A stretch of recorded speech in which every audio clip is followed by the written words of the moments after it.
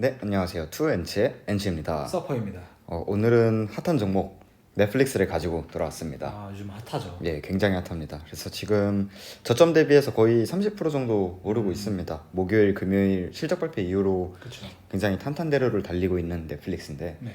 제가 원래 이런 광고 기업들, 그러니까 OTT 기업들에 그렇게 흥미가 없습니다. 근데 이번에 조금 넷플릭스를 보면서 네. 이거 지금 굉장히 좋은 투자처 같은데? 라는 생각을 많이 했거든요. 네. 그래서 제가 뭐 커뮤니티에서도 말씀을 드렸지만 저는 넷플릭스 실적 전에 이제 한 일주일 정도 전부터 계속 포지션을 구축을 했어요. 네. 그래서 제가 왜 넷플릭스 실적이 좋을 것 같았는지, 그리고 이번 실적이 어땠는지, 그리고 앞으로 넷플릭스가 어떻게 될 거라고 생각을 하는지, 그런 부분들을 조금 공유 드리려고 왔고요. 네. 요즘 시장이 굉장히 어렵잖아요. 그래서 어렵죠. 뭘 사야 될지 모르겠어요, 저도. 근데 이제 그 중에서 넷플릭스가 괜찮은 투자처가 될 수 있다. 그나마 혼란스러운 이 시장에서 음, 생각해 볼 만한 주식이다. 맞아요. 네, 그런 생각이 들어가지고 가지고 왔습니다. 좋습니다. 그래서 한번 알아보겠습니다. 네. 우선 제가 왜 넷플릭스를 담았냐, 네. 그러니까 어떻게 실적이 좋을 걸 알았죠? 실적 발표 전에 왜 넷플릭스를 관심 있게 봤냐? 맞습니다. 네, 그 부분에 대해서 조금 먼저 설명을 드리면은 네. 제가 16일, 그러니까 저번 달이거든요. 네. 저번 달 16일에 이 우리나라의 IGA 웍스라는 기업이 있어요. 네네. 여기서 OTT 시장 동향 분석 리포트를 봐버렸습니다. 봐버렸군요. 예, 봐버렸습니다. 되게 우연히 네, 봤어요. 우연히. 그래서 이런 리포트가 있네 하면서 봤었는데 이 중에서 이제 넷플릭스 OTT 앱 가운데 MAU 1등이다. 이거는 뭐 원래 1등이었기 때문에 그렇죠. 이 숫자가 저는 감이 잘 안 왔어요. 근데 이제 우영우 이후에 MAU가 급증을 했다. 그래서 우영우가 제가 엄청 해외에서도 핫한 걸로 알고 있거든요. 그쵸. 그래서 저는 넷플릭스 같은 그런 애초에 드라마도 안 보고 영화도 잘 안 보는데 우영우는 봤습니다. 되게 재밌게 봤었는데 이제 이게 해외에서도 굉장히 핫하고 급증을 했다라고 하길래 MAU가 직접 나왔어요. 그래서 6월에는 1117만 정도였는데 8월에 1212만 그리고 9월에 1213만 그래서 이걸 보다 보니까 근데 지금 넷플릭스가 지금 최근 저번 분기 그리고 저저번 분기에 엄청나게 맞은 이유가 그렇죠. 이 MAU 이거 순 구독자 네. 이 부분 때문에 엄청 맞은 건데 MAU가 증가했네? 객관적인 자료가 있잖아요. 네네. 그래서 구글 검색창에 넷플릭스 랭킹 월드라고 치면은 네. 이런 탑 10을 볼 수 있는 이게 넷플릭스에서 제공을 하더라고요. 네네. 그래서 탑 10을 볼 수 있는 게 있는데 주 단위로 나옵니다. 주 단위로? 네, 주 단위로 나와서 보니까 엄청나게 구독이 엄청 많은 거를 볼 수 있어요. 그러니까 구독자 수는 아니죠. 구독 수가. 네, 그러니까 시청수가. 시청수가 나와요. 네. 그래서 되게 실제로 많이 증가를 했더라고요. 우영우의 효과도 굉장히 있었고 네. 그래가지고 이거 만약에 실적 발표에서 잘 나오면 이미 주가는 컨센서스가 거의 제로에 가까운 수준인데 이미 망한 기업 취급을 하는데 다시 구독자 수가 증가하면 어떡하지? MAU도 이미 증가를 했는데 네. 이런 아이디어로 접근을 한 겁니다. 그래서 실제로 이번 실적 발표를 보면은 뭐 다 비트를 했어요. 네. 이 매출이랑 ARM은 이제 넷플릭스 실적 발표에서 제일 중요한 지표로 나오는데 ASP라고 생각을 하시면 ASP랑 약간은 다른데 네.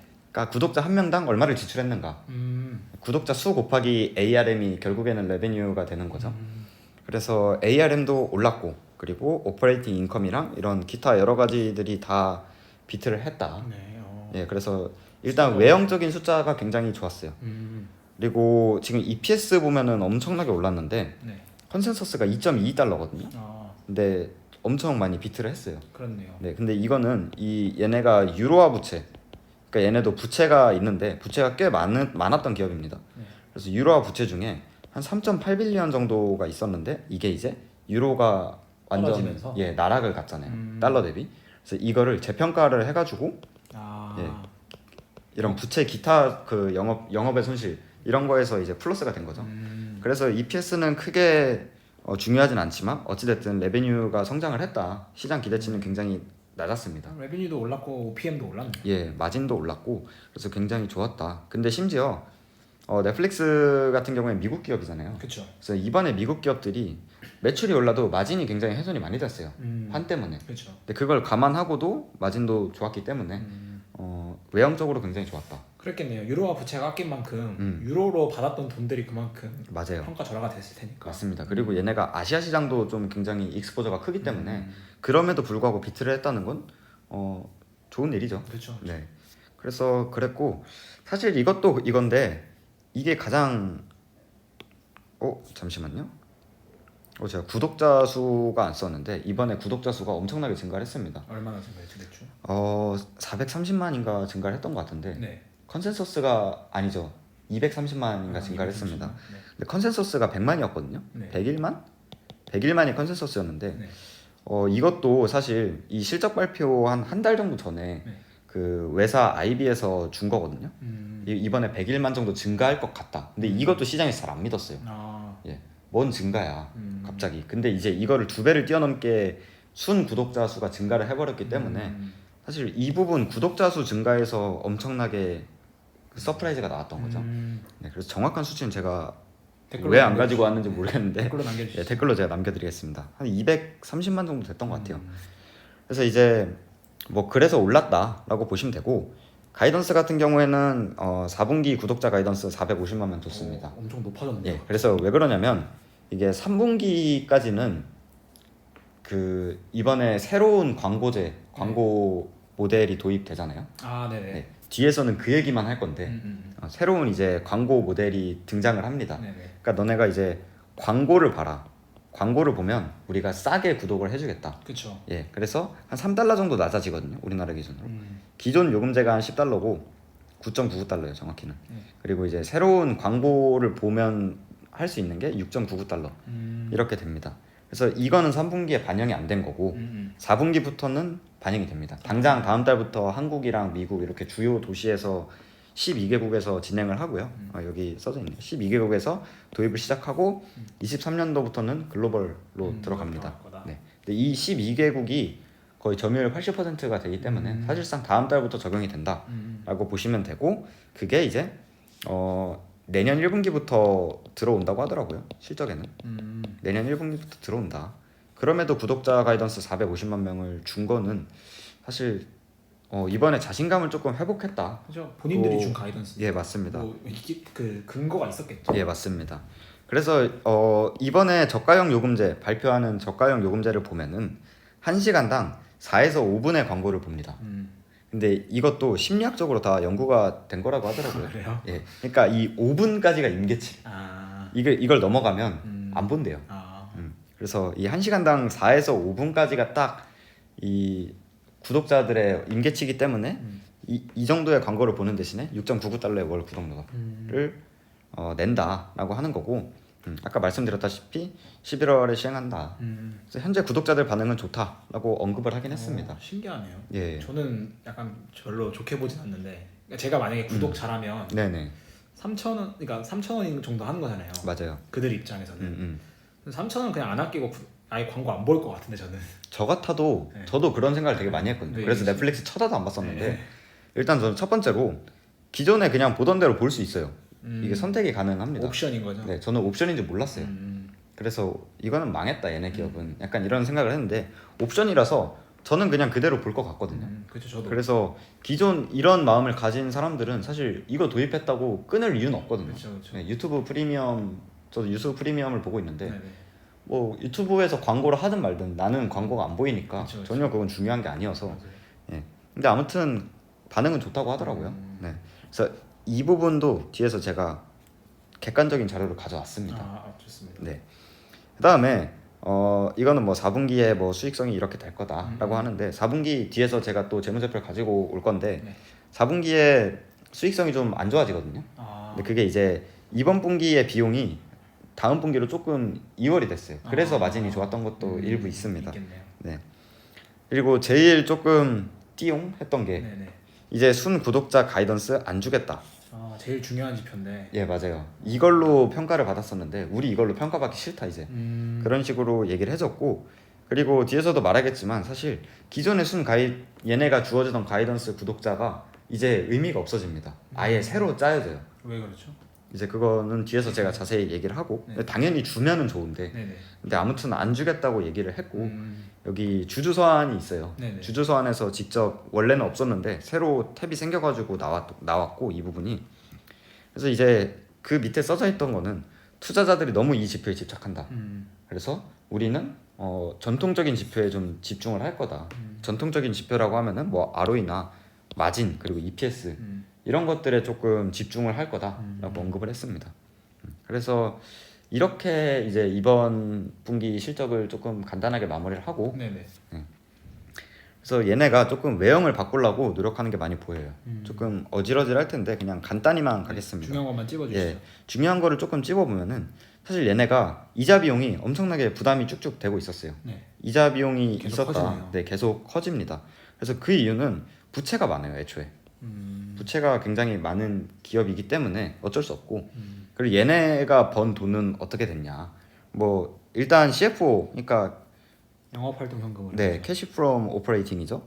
이 CFO가 벌긴 버는데 되게 막 그렇게 유의미하진 않았거든요. 네. 근데 이 CFO에서 번 돈을 부채를 탕감하는 데 쓰지 않고 자사주 매입을 했었어요, 얘네는. 그래서 자사주 매입에 돈을 썼었는데 이제는 이번 분기부터 그러니까 사실 올해부터 자사주 매입을 하지 않고 이 부채를 갚는 데 되게 많이 쓰고 있습니다. 그래서 이번 분기 보면은 이 순부채도 굉장히 확 낮아진 걸 볼 수 있습니다. 그래서 그만큼 이제 캐시랑 프리 캐시 플로우도 개선이 된 모습을 보이고요. 그다음에 이제 다음 분기에 프리 캐시 플로우가 마이너스가 찍히는 건 아까 말한 것처럼 다음 분기에 비용이 이월됐기 때문에 그렇기 때문에 하는데 그 뒤로는 계속해서 프리 캐시 플로우가 그 전에 비해서 확실히 개선된 모습을 보인다. 그리고 얘네가 밝힌 게 우리 이제 부채나 이런 효율성 측면에서 많이 노력을 할 거고 23년도에 이 넷뎁을 제로로 만들겠다. 그러니까 순현금 상태로 만들어 버리겠다. 라는 거고 순현금 상태가 되면은 당연히 프리 캐시 플로우는 증가할 수밖에 없겠죠. 그렇죠. 네. 이자로 나가는 게 없어요. 맞습니다. 그래서 프리 캐시 플로우도 증가를 할 거고 아시는 분들은 아시겠지만 이 저번 분기랑 저저번 분기에 넷플릭스에서 대규모로 인원 감축을 했어요.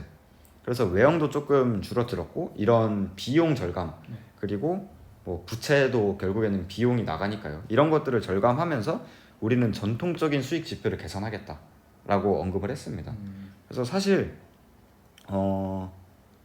뭐라 해야 될까요? 그러니까 작년에는 성장주들이 다 이 탑라인 쪽에서 레베뉴, 세일즈 쪽에서 굉장히 많이 얘기를 했다면은 그렇죠. 지금 넷플릭스는 우리 여기서 지금 밑으로 내려온 거예요. 이쪽을 봐달라. 그렇게 이야기를 한 겁니다. 그래서 앞으로는 이쪽 봐달라 했으니까 이쪽을 봐야겠죠. 성장성보다 이익성을 봐라. 맞습니다. 결국 근데 이익성도 어쨌든 성장성이기 때문에 그렇죠. 그러니까 당연히 매출이 커지는 것도 성장인데 실질적으로 기업이 크는 건 이익이 성장하는 거거든요. 그렇죠. 그래서 전통적인 지표로 이익 성장을 추구하겠다라고 하는 거예요. 그래서 지금 보면은 막 제가 뭐 부채가 많다고 하는데 그래도 현금도 많고 유동 비율도 안전합니다. 얘네 보면은. 그래서 기업 자체로는 좋다. 재무 구조는. 문제는 성장성이지. 그래서 얘네가 이제 신규 구독자가 신규 가입 신규 요금제가 성공할 건지 말 건지 사실 이게 전부예요. 넷플릭스를 지금 투자해야 될지 말아야 될지. 그렇죠. 이게 전부고 밸류에이션의 모든 거예요. 그래서 이거를 분명히 설문조사가 있을 거다. 왜냐면 제가 이거를 해서 계산을 해보려고 그랬는데 계산을 하려면 설문조사가 있어야 될 것 같더라고요. 데이터가 있어야죠. 예, 데이터가 있어야 될 것 같아서 찾아봤는데 있었습니다. 그래서 이쪽에서 설문을 한 거고요. 그래서 알아보니까 얘네 이 TV 채널인데 얘네랑 마케팅 조사 전문 채널이랑 같이 조인을 해가지고 설문을 한 거고 이거는 일단 US 시장입니다.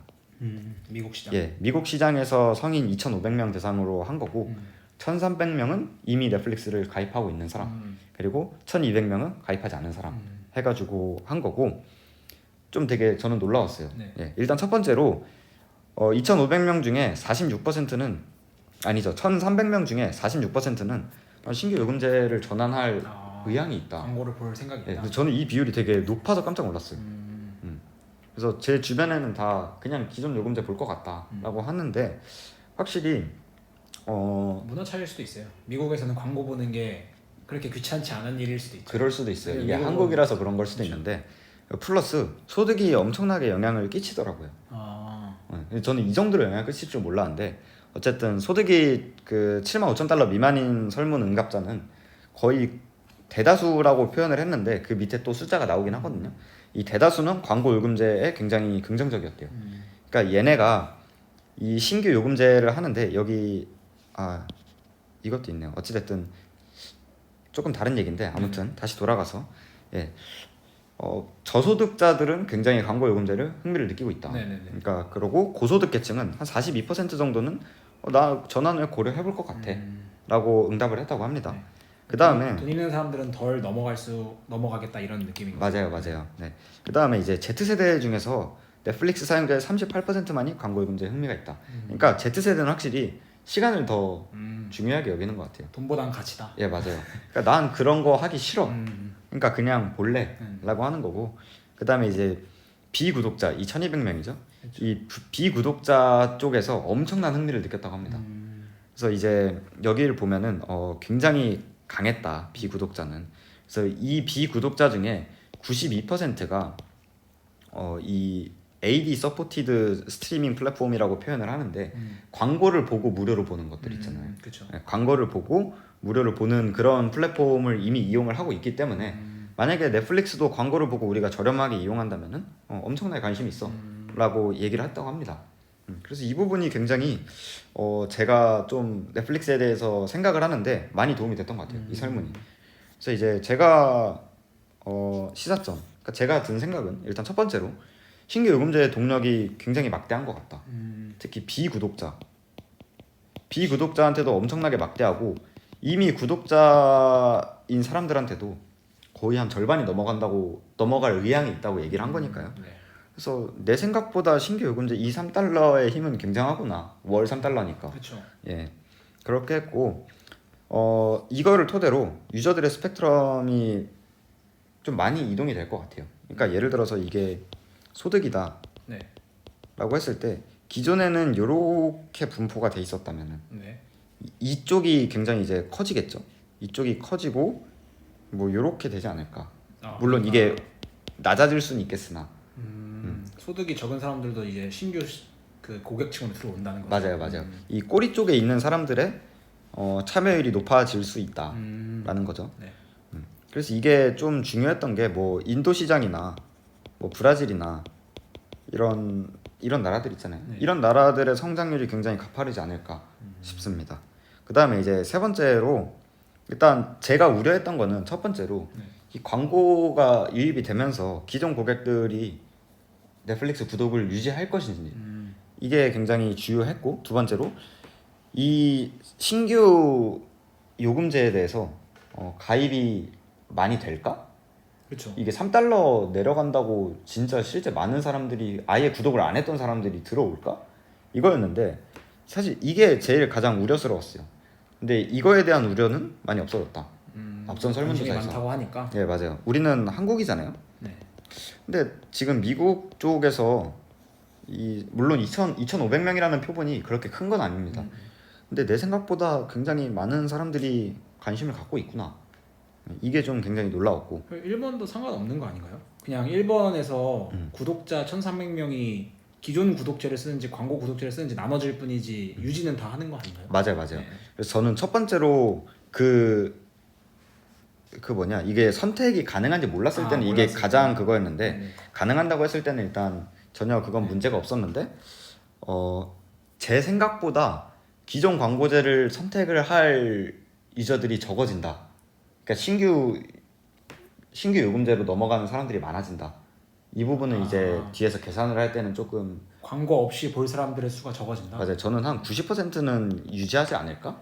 이렇게 했는데 아까 설문에서 거의 50% 정도 나왔으니까 실제로 하면 한 70% 정도 유지하지 않을까? 그러니까 이 부분에 대해서는 이제 여기서는 10달러고 새로운 쪽에서는 7달러니까 네. 이 부분의 계산이 조금 많이 변경이 됐다라는 겁니다. 네. 그래서 생각보다 반응이 좋다라는 거고, 그래서 그럼 계산이 어떻게 되냐라고 했을 때 기존에 이제 10달러 요금제 고객이 100명이죠. 100명이 있다고 치면은 얘네 매출은 한 1,000달러라고 가정을 할 수 있을 것 같아요. 네, 근데 이제 변경을 했을 때 앞서 설문대로 그냥 하자면은 이 10달러 요금제 고객 유지율이 50%다. 네. 하면은 이 50명은 그대로 $10를 유지를 하고 그렇죠. 그 다음에 이제 $7 요금제를 쓰는 사람들은 다시 이제 50%는 전환을 했으니까 네. 50 그리고 신규 고객 유치율은 한 30% 정도라고 가정을 했습니다. 네. 물론 이 수치들은 실적 발표를 나오면서 변경을 해야 돼요. 네. 그래서 어찌됐든 로직만 보면은 그래서 1060으로 증가를 하게 됩니다. 네. 그리고 여기가 끝이 아니라 이 $7를 보는 사람들, 네. 예, 이 광고를 본다는 게 이제 광고주들이 들어온다는 거거든요. 그렇죠. 네, 그래서 이제 80명이잖아요. 네. 이 80명에 대해서 이 한 명당 광고주가 기꺼이 넷플릭스한테 지불할 돈이 있을 거 아니에요. 네. 그거를 이제 알파라고 한다면은 $1060 플러스 80 알파 정도가 네. 된다라는 그렇죠. 거죠. 그래서 저는 이 알파를 한 적어도 $3라고 예상을 했어요. 왜냐면은 기존 요금제와 갭이 $3인데 네. 이거를 얘네가 $3 정도는 전가할 수 있기 때문에 낮춘 거 아닌가? 라는 생각을 했거든요. 손해 보고 팔지는 않는 게 아닌가. 그렇죠. 네. 왜냐면 외형이 확 줄어들 수 있으니까 네. $3보다 낮으면. 그렇죠. 그래서 $3라고 가정했을 때는 80 곱하기 3이니까 네. 240이 더해져가지고 $1,300가 된다. 음. 그래서 이렇게 됐을 때는 그냥 가만히 있어도 가만히 있는 건 아니지만 네네네. 매출이 30% 정도 증가할 수 있다. 외형 성장이. 여기서 근데 어쨌든 이게 어떤 논리적인 기반을 갖고 이제 우리가 계산을 해본 거잖아요. 맞아요. 근데 만약에 신규 고객이 없다고 쳐도 음. 없다고 치면 어떻게 되죠? 없다고 치면은 신규 고객이 아예 없다고 치면은 그러면 그냥 똑같은 거네요. 그렇죠. 똑같은 거죠. 예, 이게 없어지고 이게 없어지고 이게 없어지고 여기서 350이 없어지니까 결론은 신규 고객이 늘어야 매출 늘어나는 구조구나. 늘어야 매출이 느는 거죠. 네. 그래서 만약에 신규 고객이 안 늘면은 더 떨어질 만한 것 같아요. 네. 얘네가 했는데도 안 는다. 얘는 아예 성장 동력이 없구나. 이렇게 되는 거니까. 네. 그러니까 얘는 구독자 수가 엄청나게 증가해서 얘네 주가도 오른 거잖아요. 네. 근데 이제 가이던스를 안 주겠다라는 거는 이게 이제 천장에 닿았다라는 뜻이거든요. 네. 얘네도 이제 인정할 수밖에 없는 그런 거거든요. 그래서 이제 성장 동력이 없다라고 하면서 맞은 거잖아요. 근데 광고제로 바꿔도 신규 구독자가 안 는다면은 엄청나게 떨어지겠죠. 그렇죠. 네. 그래서 아무튼 근데 이제 앞선 설문을 보면은 충분히 늘만한 요인이 있구나 내 생각보다라고 생각이 들었습니다. 네. 그다음에 이제 조금 고려해야 될 게 저는 이제 이 신규 요금제에 대해서는 긍정적이에요. 네네. 네, 앞선 이유들로. 근데 이제 공유 계정을 단속했을 때 네. 보통 지금 이제 파티를 구한다 그러잖아요. 네네. 그렇죠. 이렇게 1명, 2명, 3명, 4명 이렇게 파티를 구해가지고 넷플릭스를 구독을 하는데 얘네 입장에서는 기존에 뭐 $10 환율을 1,000원이라고 계산을 하겠습니다. 네네. $10라고 하면은 1인당 2,500원만 내면 볼 수 있는 건데 네. 이걸 못하게 하는 대신 우리가 저렴한 요금제를 가져왔어. 6,990원이야 라고 했을 때 네네. 이게 과연 리즈너블한가? 네. 그렇죠. 그거는 아니거든요. 그래서 이 부분을 어떻게 할지가 저는 되게 의아합니다. 그래서 아직 이거에 대해서 정확히 깊은 얘기가 나오진 않은 것 같은데 네네. 저는 일단 제가 경영진이라면 네. 신규 그거를 해보고 네. 만약에 효과가 있으면은 지금처럼 조금 놔둘 것 같거든요. 유예를 할 것 같아요. 네. 그러니까 하드룰로 공유 계정을 단속하는 건 아니고 지금처럼 하지마 하고 잡진 않는 그런 느낌으로 갈 것 같은데 만약에 빡세게 잡는다라고 하면은 당연히 이 1, 2, 3, 4 유저 중에 네. 뭐 남는 사람도 있겠죠. 난 그쵸. 넷플릭스 없이 못 살아. 그러니까 나는 싸후도 좋았지만 사실 이거 보는 게 더 중요하다. 그쵸. 이런 사람도 있을 거고 맞아요. 나는 이 가격 정도 됐으니까 한 거지 뭐 6,900원 주고 할 생각은 없다 이런 사람도 있을 거고. 맞아요. 그쵸, 그쵸. 그래서 이 4명 중에 몇 명이 남냐? 네네. 그래서 한 명이 남을 것인가? 그쵸. 아니면 뭐 0.7명이 남을 것인가? 이거에 대한 그게 여기에 이제 들어와야 되는 거고 또 계산에. 그 다음에 이제 없어진 만큼 이 여기에 신규 고객 가입률도 당연히 더해져야 될 거니까. 그렇죠. 그래서 이제 기존 매출이 1,000이었다고 하면은 그 신규 아예 다 배제하고 이 공유 계정 단속만 했을 때 그래서 유저 이탈률을 또 계산하고 신규 가입률도 계산해가지고 레베뉴가 변동이 되겠죠. 그러니까 이 매출이 변동되는 사안이 일단 신규 요금제 얼마나 성공할 것인가 그리고 두 번째 공유 계정 단속을 했을 때 얼마나 이탈할 것인가. 그러니까 이 부분을 잘 봐야 된다라는 거죠. 저는 뭔가 솔직히 아직 이해가 안 되는데 네네. 뭐 좀 생각을 많이 해봐야 될 것 같아요. 이게 단순하게 이렇게 수식으로 끝날 것 같지가 않아서. 뭐 그럴 수도 있겠죠. 네, 왜냐면 네. $1,000를 일단 안 되는 거 아닌가요? 그쵸. 네. 여기서부터 잘못되긴 했는데. 네. 아무튼 그래서 그냥 일단 이런 느낌 이런 식으로 네. 이탈률과 변동이 가입률을 고려해야 된다. 맞아요, 네. 맞아요. 그래서 이거는 근데 뭐 아직까지 정확히 제시된 건 없으니까 중요한 거는 요 신규 요금제다. 그리고 이게 생각보다 괜찮게 작동을 할 것 같고 이번 분기에 넷플릭스가 보여준 재무제표를 봤을 때 재무 건전성이 굉장히 증가했다. 이 부분입니다. 그렇죠. 그래서 지금 넷플릭스가 생각보다 굉장히 좋고 일단 첫 번째로 뭐 주가가 잘 가니까 좋은 거죠. 그쵸 무슨 말이 더 필요합니까? 꽤 괜찮다라는 거고 그리고 계속해서 히트작이 어떻게든 나오고 있어요.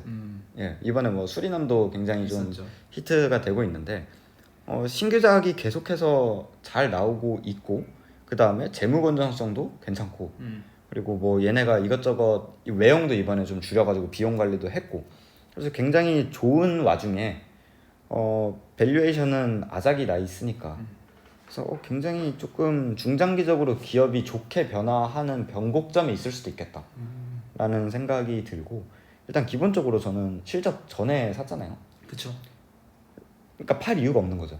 이미 수익권이니까. 수익권이기도 하고 네. 그러니까 지금 들어와도 되냐 이거는 어느 정도의 베팅의 영역인데 네네. 그 전에 들어갔기 때문에 굳이 이렇게 지금 힘이 좋은데 목요일날 거의 14% 오르고 금요일도 8% 정도 오르지 않았습니까? 그래서 지금 잘 가고 이 힘을 받고 있는데 이 장이 변동성이 큰 상황에서 그래서 지금 굉장히 좋은 투자처가 될 수 있겠다. 그리고 넷플릭스 하면은 얘네 그 실적 발표 거기에서 나오는데 그 침체가 됐을 때 굉장히 방어적이다 자기들.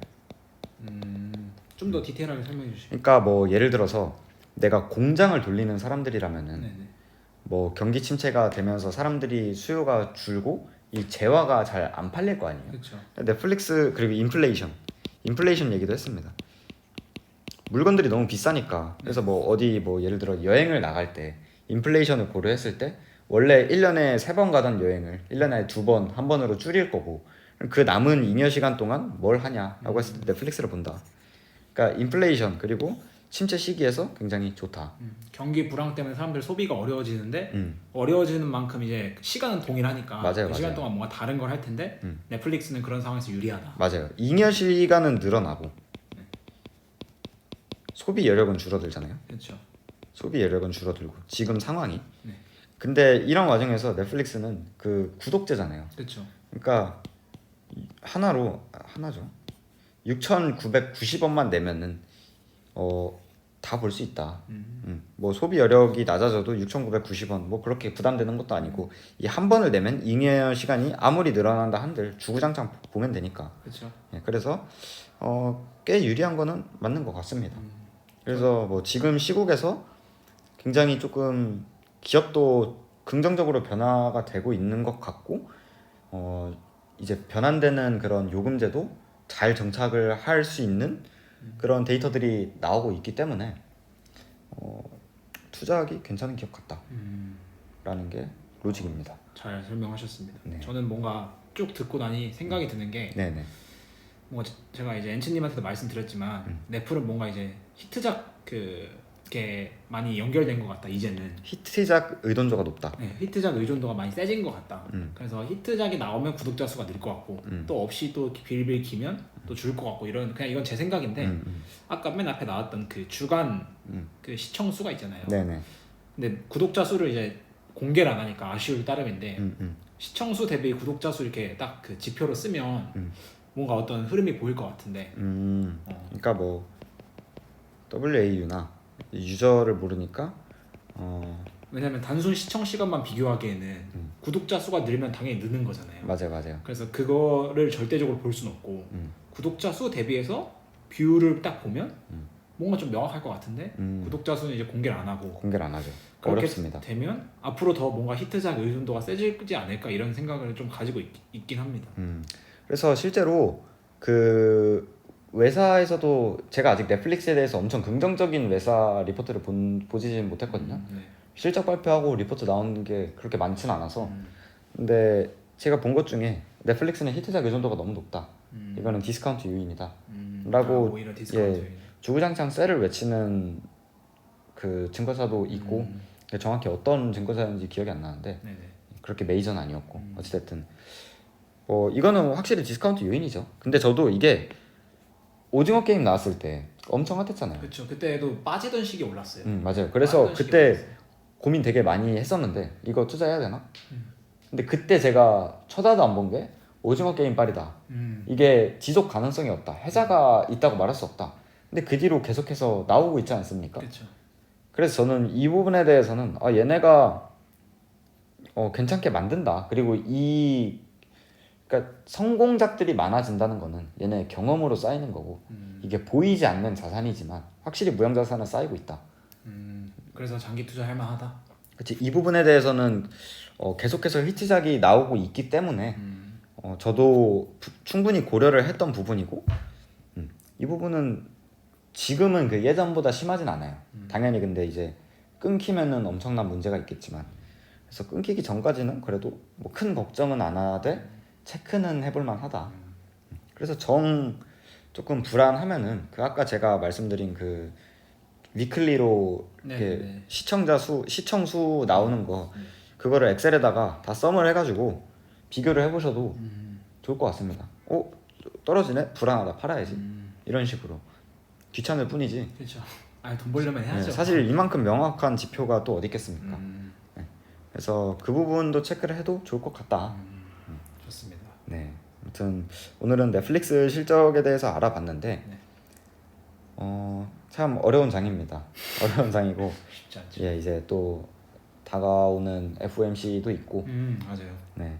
근데 이제 피난처를 찾아야 된다면은 이미 엄청나게 맞았는데 모멘텀은 존재하는 넷플릭스도 한번 들여다봐줘라 라는 게 이제 제 의견이었습니다. 좋습니다. 오늘 네. 너무 고생하셨고 네네. 다음에도 또 저희 다른 종목으로 네. 찾아뵙죠. 네. 그럼 제가 또 다른 종목 열심히 공부하러 가겠습니다. 그럼 안녕. 안녕.